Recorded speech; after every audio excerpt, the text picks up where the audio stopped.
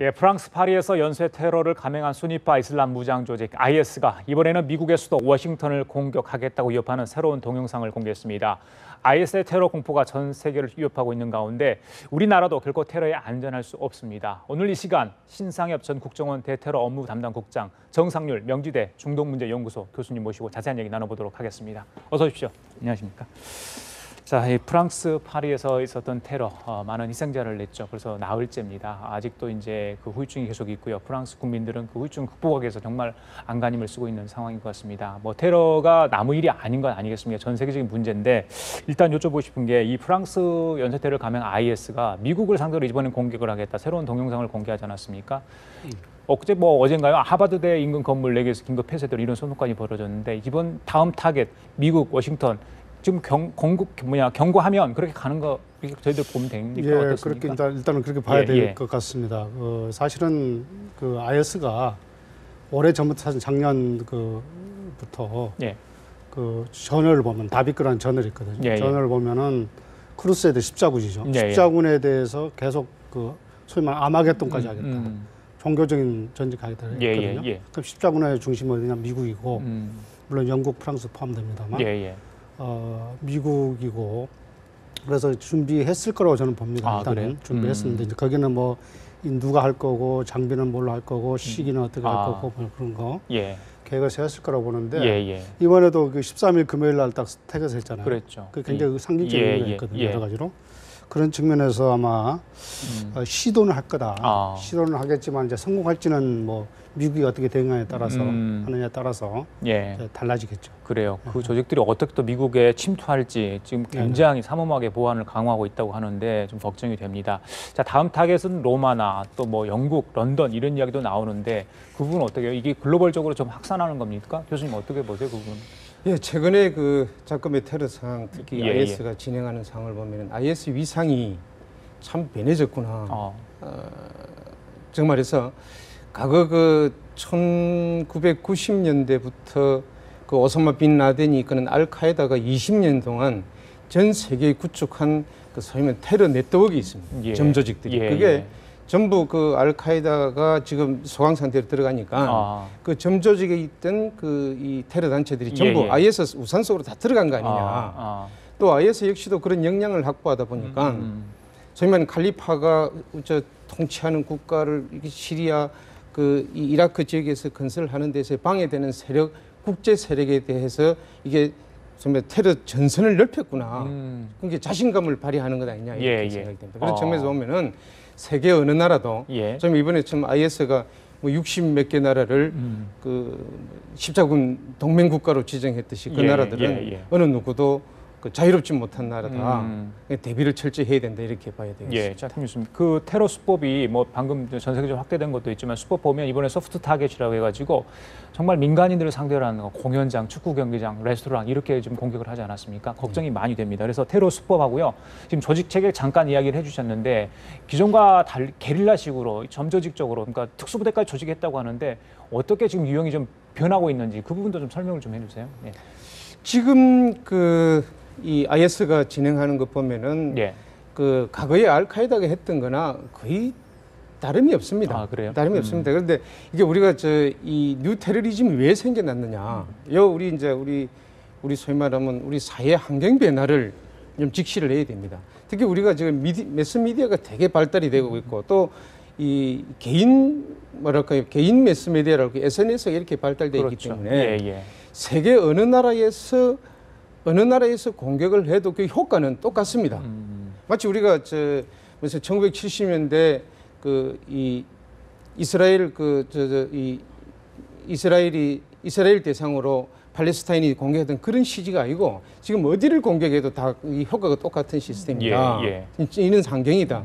그다음 거기다 대고 또 이 뭐랄까요 그렇기 때문에 공격하기 쉬운 데를 공격하고 그러면 또 피해가 크고 또 이제 이게 주목을 많이 받고 그렇기 때문에 이렇게 바로 수법은 바로 우리 이 사회의 변화 단계하고 같이 가고 있다. 이렇게 교수님 어떻게 보세요? 그러니까 IS의 어떤 테러 수법, 방식의 진화 부분에 대해서 제가 알기로는 이제 최근에 지금 파리 이제 테러에서 보면은 그 전에는 사실 내부 문제, 다시 말해서 이제 시리아하고 이라크 지역에 IS 지역에서 납치해서 뭐 이렇게 참수를 한다든가 그렇죠. 뭐 그런 식으로 했거든요. 예. 그래서 이번에 파리 테러는 이제 외부로 향하고 있다. 외부로 향한다는 얘기는 알카에다식 이제 방식이거든요. 알카에다는 뭐 미국 중심지를 테러했고, 그러니까 그런 변화를 볼 수 있고요. 그 IS가 이제 그 뭐 제3세대, 4세대 이슬람 테러리스트라고 하는데 그 얘기는 뭐냐면 방금 신 교수님 말씀하신 대로 새로운 시대, 그러니까 SNS라든가 굉장히 그 홍보물을 잘 활용하고 있습니다. 홍보물이란 건 이제 TV도 되고 뭐 SNS 되고 인터넷 그 다비끄란 전화라든가 보면은 굉장히 그 잘하고 있거든요. 그래서 그런 그것은 결국은 테러, 소위 공포 확산이죠. 확산에 굉장히 중요한 효과적인 그런 수단이고. 그러니까 그런 수단을 통해서 조직을 규합하고 있고 또 조직을 뭐 홍보하고 그 뭐 포섭하는데 이용하고 있고 그렇습니다. 그런 거 아니겠습니까? 다목적으로 하고 있습니다. 반복적으로. 다목적, 다목적. 수단 하여튼.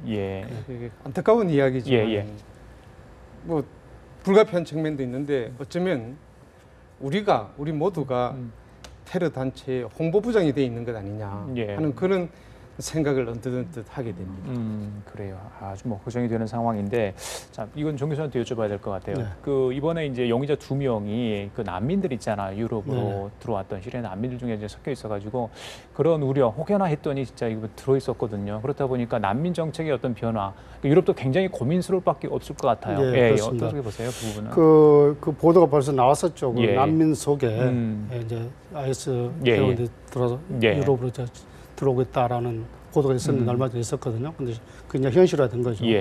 현실화됐고, 그 앞으로도 이제 그럴 가능성이 있지만 이제 아무래도 미국, 유럽 국가들이 이제 통제를 많이 하겠죠. 통제 쪽으로 굉장히 갈 가능성이 있고요. 난민 문제도 사실은 처음에 좀 꺼리다가 좀 최근에 또 받아들였거든요. 확대시켰거든요. 그러다 다시 이제 아마 이 사건을 계기로 해서 또 통제를 강화할 가능성이 있고요. 그 예로 이제 리비아 2011년이죠. 리비아 그 아랍 스프링 때 가다피 정권 무너질 때 그 특히 이제 그 이탈리아하고 프랑스가 가장 걱정했던 것 중 하나가 난민 유입이었거든요. 왜냐하면 난민 유입하게 되면 1인당 하루에 얼마씩 들어가고 뭐 여러 가지 복잡한 문제들이 생기거든요. 또 국내 이제 혼란의 문제라든가 이런 문제들이 생기는데 그런 문제 걱정을 했었는데 이번에 이제 사실은 그게 이제 드러난 거죠. 그래서 리비아 같은 경우는 사실 R2P 유엔 안보리 결의에서 국민 보호 책임이라는 그런 명부를 이제 했거든요. 시리아는 그것도 참 어려운 상황이에요. 어려운 상황이고. 지금 국제 관계상 그런 측면이 있습니다. 그래서 굉장히 난민 문제가 굉장히 좀 어려운 측면으로 좀 가고 있다. 알겠습니다. 자, 교수님, 프랑스 국민들 정리의 슬픔에 잠겨 있는데 프랑스 정부는 가만히 있지 않았습니다. 바로 막 46시간 그 테러 이후에 바로 이제 프랑스 시리아 수도 라카를 지금 공습을 하지 않았습니까? 뭐 20여 대 전투기를 동원했다고 하는데 뭐 사상 최대 규모라고 하죠. IS에 대한. 그런데 일부 IS 주력군들은 이미 몸을 피신했다 이런 이야기도 나오거든요. 자, 앞으로 IS에 대한 어떤 초토화 작전, 이거 국제사회가 뭐 연대를 좀 해야 되겠는데 뭐 러시아나 국제 공도 좀 쉽지도 않은 것 같고요. 어떻게 좀 해야 된다고 보십니까? 결국 지금 하고 있는 것처럼 우선은 공습 작전을 할 것으로 생각됩니다. 그럼 두 번째 이제 전개될 것으로 생각해 보면은 이 IS의 지도자라고 하는 알 바그다디를 어떻게 제거할 것이냐. 지금 수배 중이죠. 이 제거 전략에 아주 이제 제거 작전에 아주 중심을 두지 않을까 생각해요. 그다음에 세 번째 또 우리가 국제사회가 공조해가지고 그 지금 IS가 무슨 자금을 석유를 판매한다든지 뭐 유물을 독을 내가 판다든지 자금을 많이 확보한다고 하지 않습니까? 맞습니다. 또 이 전 세계의 이 하나의 이 네트워크 제가 말씀드린 대로 알카에다 네트워크를 자기들이 이제 장을 하게 되면 자금이 많이 필요하게 됩니다. 그러면 거기에 대해서 국제사회가 자금줄을 차단하기 위한 대책에 들어갈 것이고 또 이 네트워크 간의 연결을 차단시키기 위한 노력을 경주하지 않을까 이렇게 생각이 됩니다. 그런데 문제는 우리가 알카에다에 대해서 그렇게 10년 동안 그렇게 해가지고 제거를 했습니다. 그런데도 불구하고 새로운 제2의 알카에다가 생겨나는 거죠. 이게 이런 측면에서 볼 때는 우리 국제사회가 다 같이 한번 이렇게 한번 진지하게 우리의 이런 그 작전들을 한번 검토해봐야 되는 시기가 아닌가. 테러 조직을 완전히 뿌리 뽑지 못하는 것 같아요. 방금 말씀하신 것처럼 알카에다 있었고 계속해서 이렇게 하부 조직들에서 또 다시 자생을 하고 있고 그렇지 않습니까? 한 3가지 정도 말씀드릴 수 있는데요. 그 이제 군사작전이죠, 사실은. 뭐 지상을 투입하든 아니면 공습을 하든 그게 하나 방법이고요. 또 하나는 자금줄을 차단하는 거거든요. 그 석유지대를 이제 점령해가지고 그래서 밀매를 하는 거 등등 몇 가지 그런 거. 그다음에 사실은 장기적으로 또는 그야말로 국제사회가 해야 될 게 사실은 그 양극화입니다. 그러니까 젊은 애들이 왜 거기 들어가느냐. 항상 여러 가지 원인이 있겠지만 양극화 문제가 굉장히 중요하거든요. 다시 말해서 일자리도 없고 뭐 소외받고 어떤 사회에서 소외받고 그러면은 갈 길이 없거든요. 그러니까 그런 문제를 장기적으로는 국제사회가 어떻게 해결할 거냐 이게 좀 논의가 돼야 될 것 같습니다. 뭐 주택 마련해주고 결혼도 시켜주고 뭐 다 해준다니까 우리 뭐 소위 말해서 그 젊은 층들이 방금 말씀하셨던 구조적인 그런 사회 문제 때문에 IS를 찾아 들어가는 상황들 전 세계적으로 머리를 맞대야 되지 않을까 싶은데요. 쉽지 않은 상황인 것 같습니다. 그러니까 군사적 공습이라든가 뭐 지상군 투입해가지고 완전 해결할 수는 없다고 저는 봐요. 왜 그러냐면은 알카에다가 사실은 이제 약화됐잖아요. 그리고 알카에다 쪽에 있던 이런 사람 다 이제 IS 쪽으로 바이아 소위 말하는 충성 서약을 했거든요. 각 지역에서 그런 걸 보면은 IS가 예를 들면 퇴치됐다고 해가지고 새로운 또 나올 수밖에 없어요. 구조적으로. 그래서 장기적으로는 어떤 그런 측면, 젊은이들의 어떤 그 희망을 좀 주는 어떤 이런 것도 좀 필요하다고. 그래요. 세계 젊은이들의 어떤 IS 조직, 테러 조직 가담 문제 이야기하면서 그 지금 IS 가담한 걸로 알려진 우리나라 김군 있잖아요. 김모군 이야기도 있고 지난번에 2명의 분들이 지금 IS 가담하려다가 출국 금지 조치됐고요. 5명 같은 경우도 뭐 이렇게 이야기되고 뭐 그러지 않았습니까? 자, 이렇게 우리나라에도 서서히 좀 접근해 왔달까요? 공포감을 좀 느끼거든요. 어떤 우리 젊은이들 어떻게 생각하는지 모르겠는데 그 부분에 대해서 우리 신 교수 하신 말씀 있을 것 같습니다. 이게 이 테러는 이렇게 여러 가지 언어로 다 정리를 내립니다만 저는 이 제도권과 비제도권의 갈등이다. 주류 사회와 주류 계층과 비주류, 소위 말하면 절망에 부닥친 사람들이 최종 수단으로 선택하는 것이 바로 테러다. 그러니까 테러는 저절로 자연 상태로 만들어지는 어떤 것이 아니라 우리 사회가 진화되고 발전되어 나가는 과정에서 변화되어 나가는 과정에서 생긴 소위 말하면 우리 사회가 만든 작품인데 그것이 불량품이다. 그래서 우리가 불량품을 안 만들도록 하는 것이 전 근본적인 테러 대책이다. 이런 생각을 늘상 하게 됩니다. 뭐 비슷한 얘기인데요. 일단은 우리 사회도 참 지금 요새 양극화 얘기가 많이 나오고 있고 젊은 세대들의 이제 일자리 문제 이게 굉장히 중요하거든요. 그 2011년 중동의 아랍 스프링도 그 가장 그 촉발 요인 중에 여러 가지 원인이 있습니다만 양극화 문제거든요. 민주화 시위요. 아랍에 그러니까 말씀하시는 거죠. 일자리가 없는 거죠. 그러니까 길거리 만나서 있으면서 또는 머스크 가서 예배 드리고 나서 모여서 이제 얘기하다 보면은 폭발하는 거거든요. 그게 굉장히 중요한 거고요. 그 다음에 이제 지금 세대 인터넷 세대잖아요. SNS 더 나가서 이제 SNS 세대인데 잘하는 세대거든요. 그 잘하는 세대는 이 친구들이 매일 볼 수 있는 게 사실은 국제 돌아가는 거잖아요. 테러 관련된 이런 거 볼 수 있거든요. 또 IS 홍보물을 쉽게 접할 수 있습니다. 그러니까 뭐 저 같은 경우는 다비크라는 저널이 있는데요. 그 작년 7월부터 나왔어요.